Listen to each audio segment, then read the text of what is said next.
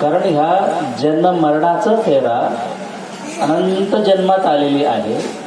ह्या फेरा चुकण्याकरिता भगवंतानी ह्या मानवी जीवन ह्या माध्यमातून एक संधी दिलेली आहे. त्याला आम्ही सुवर्ण संधी म्हणू.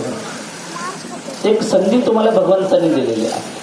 म्हणजे ह्या मानवी जन्मात येऊन माणूस परत भगवंताची स्मरण न करता तसंच राहिलं तर काय होणार? पुनरपि जननम पुनरपि मरणम यह संसारे खलदुस्तारे. शंकराचार्य सांगून जातात काय आहे बाबा जन्म मरण म्हणजे?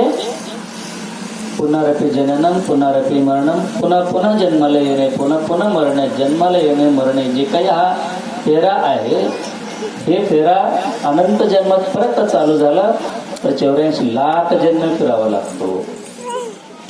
1 2 असं म्हणता येणार नाही, 84 लाख जन्म फिरत जावं लागतं. पण ते फेरा चुकण्याकरिता प्रत्येक मानवीला भगवंताने दिलेली हा संधी, त्याला आम्ही संधीचा सोना करून घ्यायचा. आणि सुवर्ण म्हटले की लोकांना लक्षात येणार नाही म्हणून म्हणतो संधीचा सोना करून घ्यायचा.